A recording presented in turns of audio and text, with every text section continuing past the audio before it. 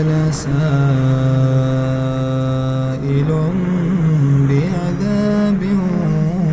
واقع للكافرين ليس له دافع من الله ذي المعارج تعرج الملائكة والروح إليه في يوم كان مقداره 50,000 سنة فاصبر صبرا جميلا إنهم يرونه بعيدا ونراه قريبا يوم تكون السماء كالمهل وتكون الجبال كالعهن ولا يسأل حميم حميما يبصرونهم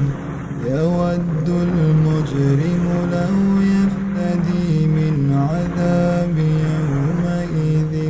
ببنيه وصاحبته وأخيه وفصيلته التي تؤويه ومن في الأرض جميعا ثم ينجيه كلا إنها لظى نزاعة للشوى تدعو من أدبر وتولى وجمع فأوعى إن الإنسان خلق هلوعا إذا مسه الشر جزوعا وإذا مسه الخير منوعا إلا المصلين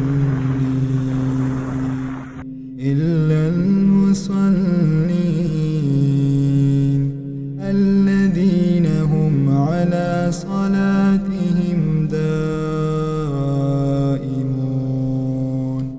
والذين في أموالهم حق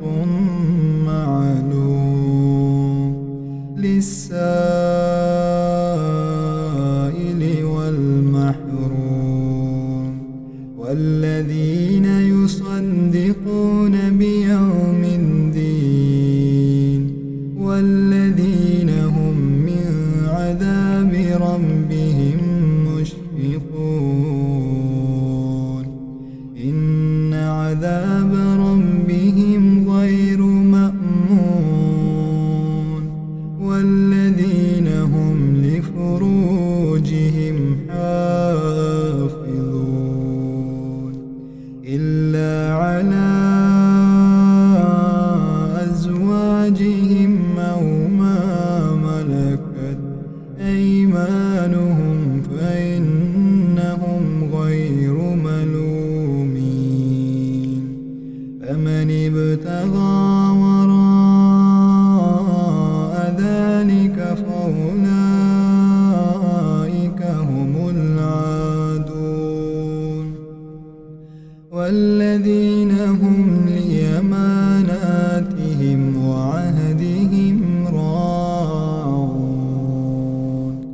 والذين هم بشهاداتهم قائمون والذين هم على صلاتهم يحافظون